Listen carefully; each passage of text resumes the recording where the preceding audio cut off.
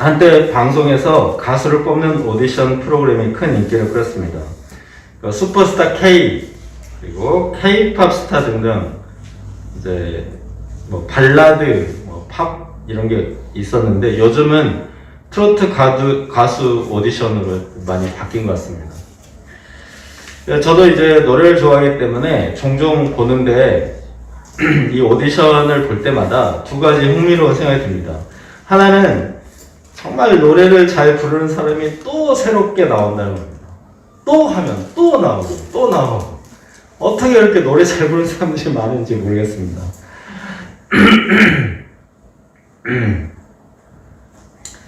다른 하나는 오디션에 임하는 그 자세입니다. 그 심사위원 앞에서 똑바로 서서 심사위원의 한마디 한마디를 경청하고 칭찬 한마디에 세상을 다 얻은 듯 기뻐하며 독설에 가까운 쓴소리를 듣고 눈물을 흘리면서도 감사하다고 말하는 그 자세. 이것은 권위란 무엇인지를 잘 보여주는 장면이라고 봅니다. 요즘은 탈권위 시대라고. 초등학교에서도 아이들 통제가 안 되어서 애를 먹는다고 합니다. 그런데 그 노래하는 사람들은 되게 형식에 얽매이지 않고 굉장히 자유로운 사람들이에요. 이 사람들. 그러니까 권위에서 가장 먼 사람들인데 오디션에 임하는 자세가 그렇게 깍듯한 걸 보면 굉장히 놀랍습니다. 오늘 본문의 주제가 예수님의 권위라서 좀 이야기를 해보았습니다. 예수님의 권위 앞에 어떤 태도를 갖느냐, 이것은 좋은 가수가 되는 문제가 아니고 하나님의 축복을 결정합니다.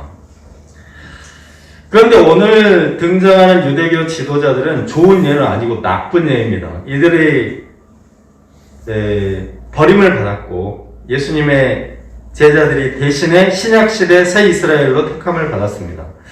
이 시간 우리가 신앙의 오디션을 본다고 생각하고 예수님께 대한 태도를 점검할 수 있기를 기도합니다.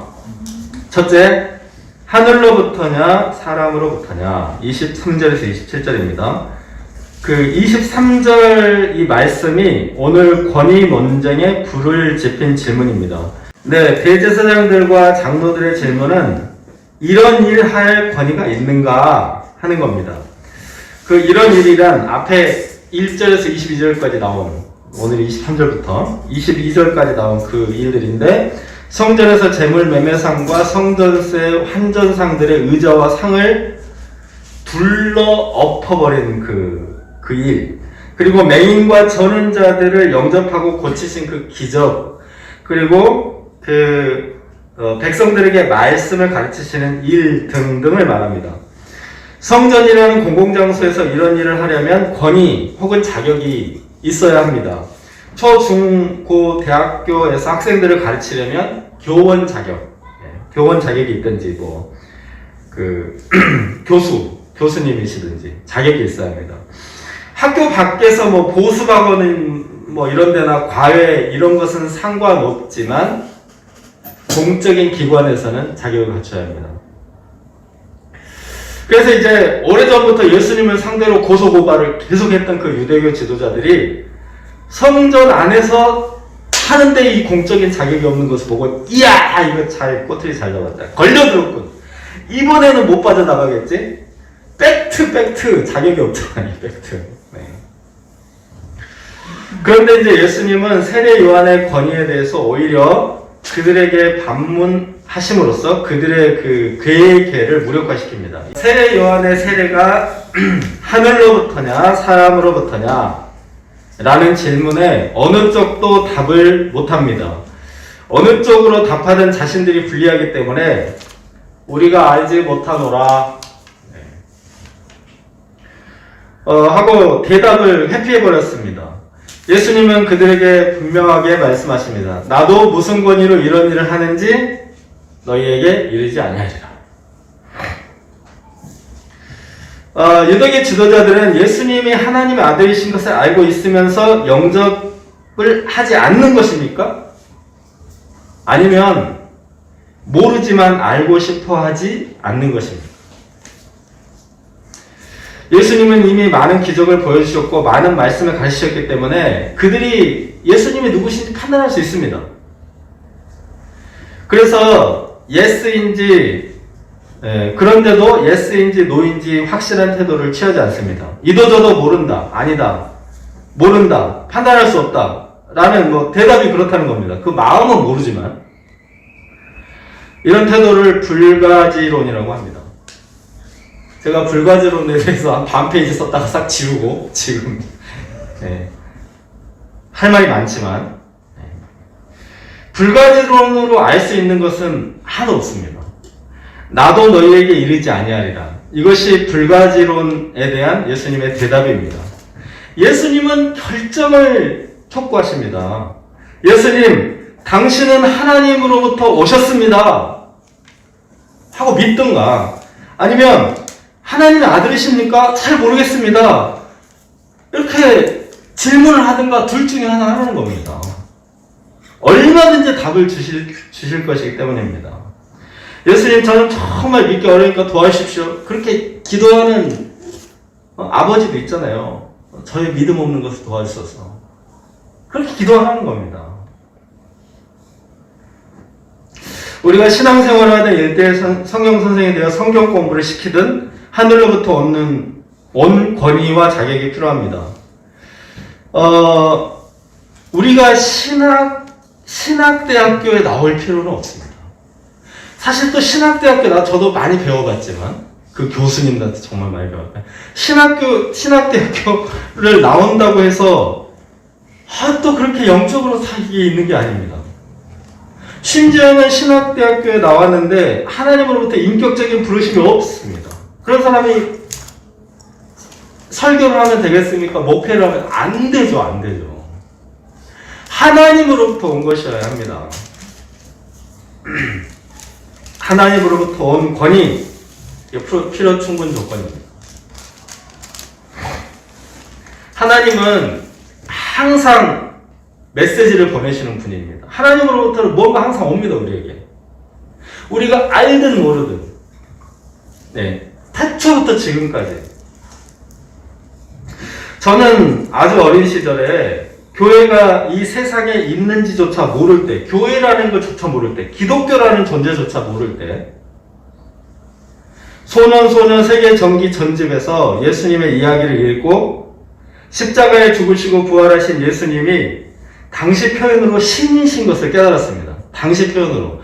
당시에는 하나님, 예수님 아무것도 모를 때. 예수님의 그 부활하신 부분을 읽을 때 제 영혼을 흔들던 그 전율, 가슴 벅찬 그 부활의 권능에 압도되었던 그 경험을 제가 기억합니다. 생생히.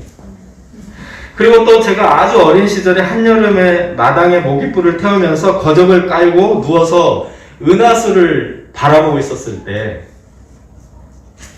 아주 깊은 감동에 사로잡혔습니다. 저 별들을 누가 만들었을까 생각하며 그 당시 표현으로 신의 존재를 깨달았습니다. 저의 경험이지만 살아계신 하나님은 다양한 방식으로 우리에게 메시지를 보내십니다.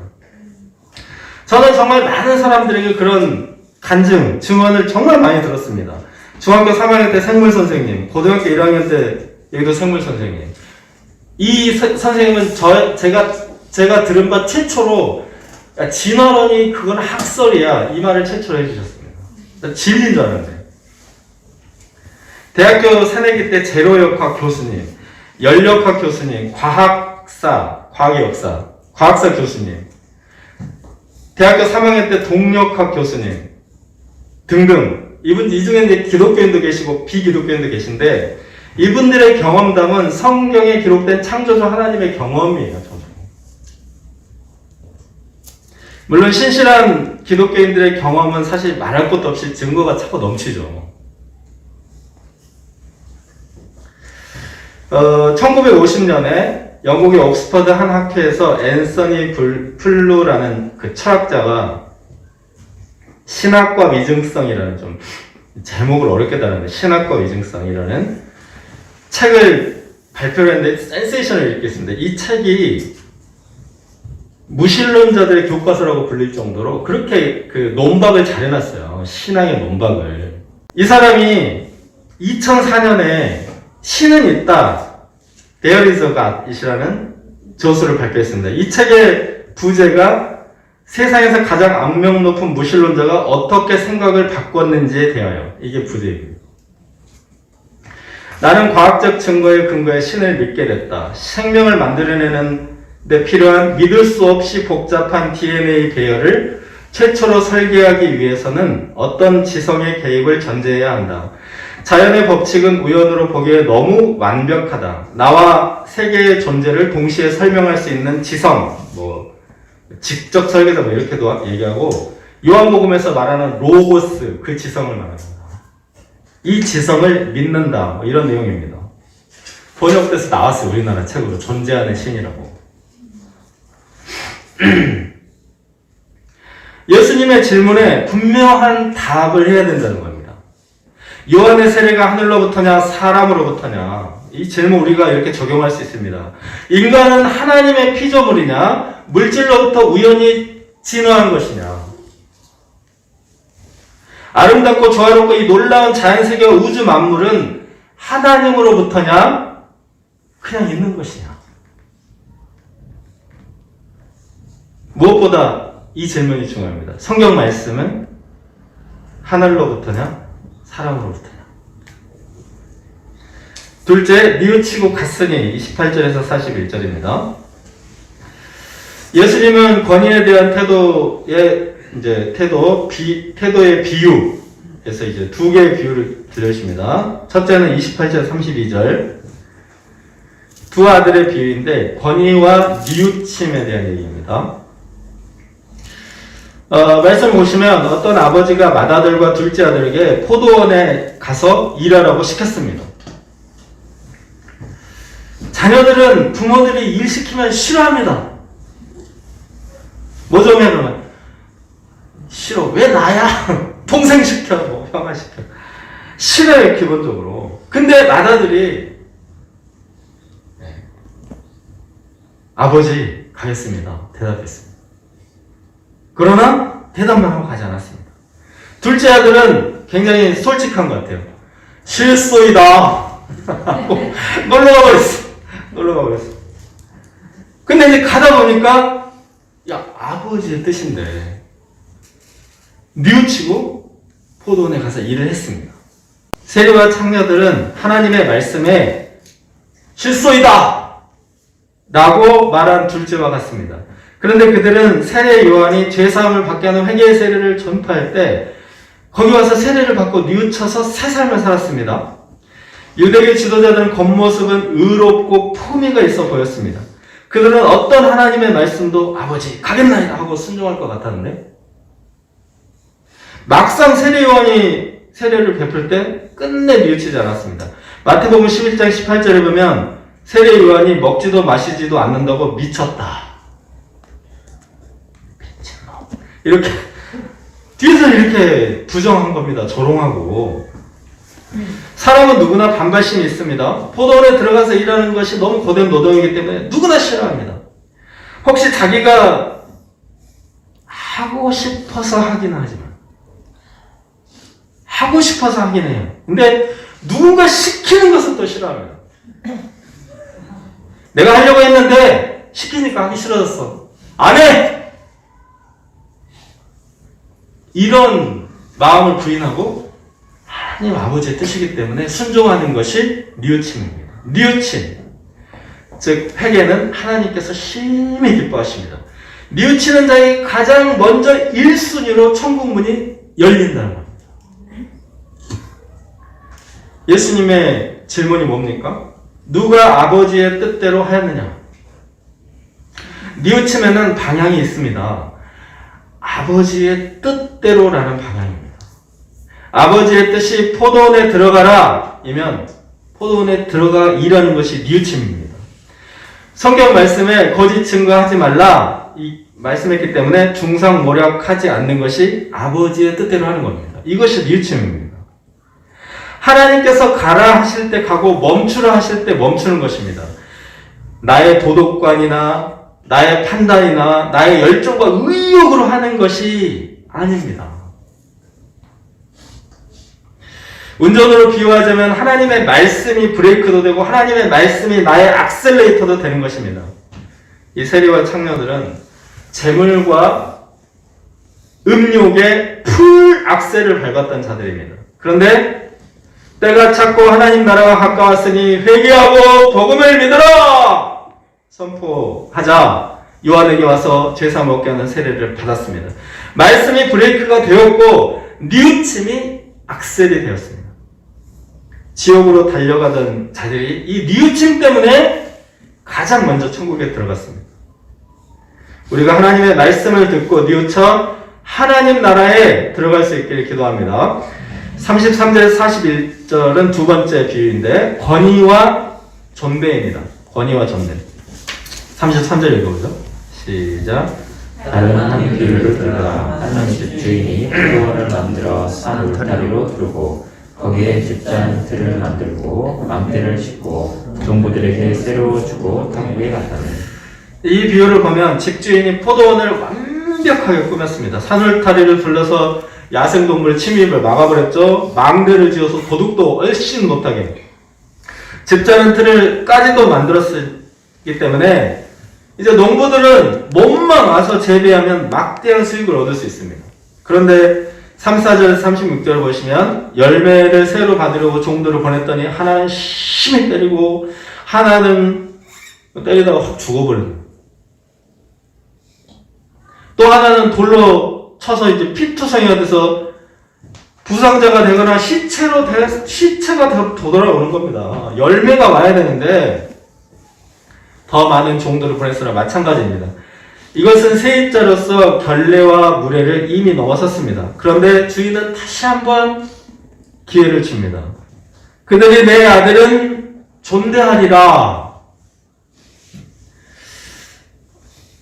아들을 보낸 것은 자신이 간 것과 마찬가지입니다. 이것은 마지막 기회입니다. 그런데 농부들은 상속자를 죽이면 그 유산을 차지할 것이라고 기괴한 발상을 하고 죽여서 포도원 밖으로 내쫓아 버렸습니다. 예수님의 비유에 대제사장들도 공분을 금치 못하며 악한 자들을 진멸해야 한다고 맞장구를 칩니다. 이 비유는 이스라엘 백성들에게 적과 꿀이 흐르는 가나안 땅을 주셨는데 하나님께 11조와 감사 예물을 드리지 않을 뿐 아니라 신앙의 의무를 촉구하는 선지자와 의인들을 박해하고 죽였던 그 이스라엘의 역사를 말합니다. 이제 하나님의 아들 예수님이 오셨으니 마지막 기회입니다. 이전에 돌로 쳐서 피투성이를 만들었던 심지어는 잡아 죽였던 간에 아들을 존대하면 모든 것이 용서됩니다. 이 두 비유를 통해서 뉘우침의 중요성을 보여줍니다. 하나님께는 직결 심판이 없습니다. 하나님의 영화로우신 성품 중에 하나는 오래 참으심에 풍성하십니다. 뉘우침을 기다리며 존대를 기대하시는 오래 참으심입니다. 다양한 하나님의 메신저를 보내고 거절하면 또 보내고 때려서 피죽을 만들어 놔도 또 기회를 주십니다. 진멸한다는 말은 위협하는 말이 아닙니다. 반드시 뉘우치고 하나님을 존대해야만 한다 라는 강력한 메시지입니다. 적과 꿀이 흐르는 가나안 땅을 축복으로 받았으나 끝내 뉘우치지 않았던 그 이스라엘의 백성들의 비극을 반복하지 말아야 함을 보여줍니다. 셋째, 모퉁이의 머릿돌 42절에서 46절입니다. 이 부분은 건축자의 역설입니다. 건축자들은 돌을 아주 잘 고르고 또 잘 다룹니다. 그리고 건축을 위해서 큰 돌부터 작은 돌까지 하나도 버리지 않고 요긴하게 사용합니다. 건축자들이 만약에 버리는 돌이라면 그것은 정말 건축에 아무 쓸모없는 돌이라고 할 수 있습니다. 그런데 하나님께서 바로 그 돌을 모퉁이의 머릿돌, 가장 중요한 돌을 삼으셨다는 말입니다.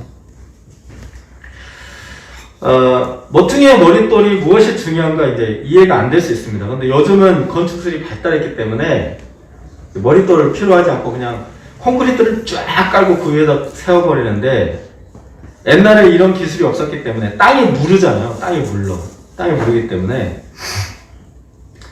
모퉁이의 머릿돌, 커다랗고 견고하고 튼튼한 모퉁이의 머릿돌을 딱 골라서 그걸 딱 박아놓고 이제 거기다 딱 집을 짓는 겁니다. 근데 이 머릿돌을 잘 고르면은 놀랍게도 수천 년이 지나도 건축물이 그대로 서 있습니다. 지금도 이제 수천 년 된 건축물들, 돌 건축물들이 다 이 머릿돌을 잘 골라서. 근데 이제 건축자들이 모퉁이의 머릿돌이신 예수님을 버렸습니다. 44절을 보면 이처럼 예수님을 버린 자들이 깨지고 가루가 되도록 멸망하게 됩니다. 그 나라의 열매란 뉘우침과 존대의 열매입니다. 우리가 세리와 창녀와 같은 죄인임을 인정하고 십자가와 부활의 예수님께 돌아가는 것이 열매입니다. 예수님만이 우리의 인생과 가정과 교회를 견고하게 지탱할 모퉁이의 머릿돌이십니다. 이 모든 이야기의 시작은 권위에 대한 것입니다. 하나님으로부터냐 사람으로부터냐. 우리가 이제 뭐 세속 권위를 완전히 무시해야 한다, 그런 뜻은 아닙니다. 세속 권위도 인정해야 할 것은 인정해야 합니다. 학교에서, 회사에서, 국가에 대하여 권위를 인정하고 배울 것은 배우고 숙일 것은 숙이고. 그러나 우리의 신앙의 집을 세우거나 하나님 나라에 들어가는 것은 하나님으로부터 온 것이어야 합니다. 이 세상 만물은 하나님이 지으셨습니다. 태초에 하나님이 천지를 창조하시니라. 예수님은 하나님의 아들이십니다. 주는 그리스도시요 살아계신 하나님의 아들이십니다. 모든 성경은 하나님의 감동으로 된 것입니다.